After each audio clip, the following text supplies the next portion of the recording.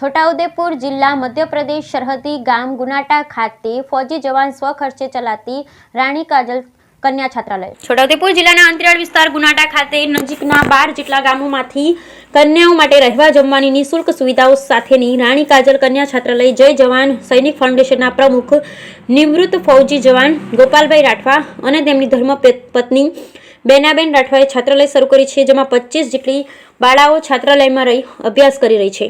આજરોજ બાબા પીઠારો લખારા પ્રજ્ઞશ્રી પરેશભાઈ રાઠવા તથા general hospital છોટાઉદેપુરના assistant nursing superintendent Vijaybhai Rathwa મુલાકાતે આવ્યા હતા।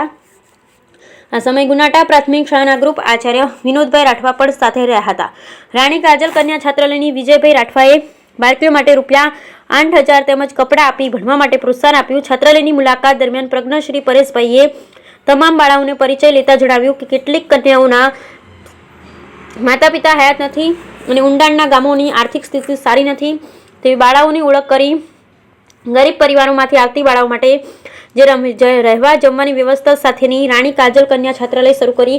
તે છાત્રાલયના સંચાલક માજી સૈનિક ગોપાલભાઈ રાઠવા તેમના ધર્મપત્ની બેનાબેન રાઠવા ખૂબ જ સરસ વિચાર સાથે છાત્રાલય શરૂ કરી છે। ખરેખર આપણા સમાજને જરૂરી છે। આપણા સમાજની દીકરીઓ જે દૂર દૂર ભણવા જાય તેમને રહેવાની પૂરતી સુવિધા નહીં હોતી, એટલે આપણા સમાજની દીકરીઓને ભણવાનું સ્તર નીચું જાય છે। એના માટે ગોપાલભાઈ એક પ્લેટફોર્મ બનાવવા કોશિશ કરી રહ્યા છે। તે માટે ગોપાલભાઈને અભિનંદન અને ધન્યવાદને પાત્ર હું એમને સમાજની વતી આભાર માનું છું। એક સારી પહેલ કરી છે, બીજા અન્ય સમાજસેવી લોકો પણ તેમને સહકાર આપવો જોઈએ તેમ જણાવ્યું હતું। Bureau report Rehan Patel, Chhota Udepur. મારું નામ પરેશ રાઠવા છે। આજે ગુનાટા ગામ ખાતે રાણી કાજલ કન્યા છાત્રાલયની મુલાકાત લીધી।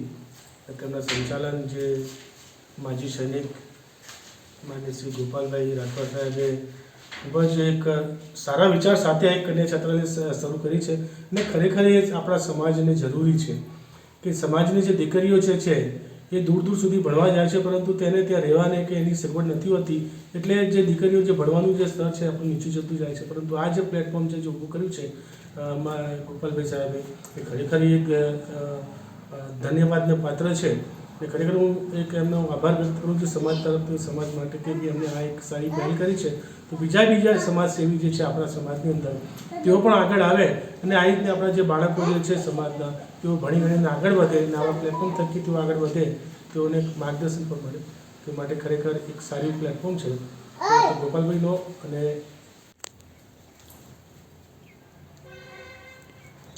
હું વિજયભાઈ રાઠવા આજે ગુનાટા ખાતે રાણી કાજલ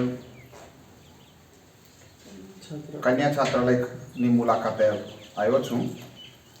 આ જે છાત્રાલય છે એ જય જવાન સૈનિક ફાઉન્ડેશનના પ્રમુખ શ્રી ગોપાલભાઈ રિટાયર્ડ સૈનિક છે અને તેઓ દ્વારા ચલાવવામાં આવે એવી માહિતી મળી અમને। અને અહીંયા આગળ જે 20 જેટલી છોકરીઓ છે એમનો પોતાનો અમે પરિચય લીધો અને પરિચય દ્વારા જાણવા મળ્યું કે અલગ અલગ ગામડાના જે ગરીબ ખેત મજૂરી કરતા જે પરિવાર છે એ પરિવારની છોકરીઓ અહીંયા છાત્રાલયમાં અભ્યાસ કરી રહી છે। આ અતિ પછાત વિસ્તારની અંદર ગામડાની અંદર આજે શિક્ષણની સુવિધા છે, પણ જે બાળાઓને અભ્યાસ કરવા માટેનો આજે મારું નામ રાઠવા લલિતાબેન લાડસિંહભાઈ, મારું ગામનું નામ ગુનાટા, હું ધોરણ 8માં અભ્યાસ કરું છું। હું ગુનાટા ગામની રાણી કાજલ છાત્રાલયમાં રહું છું।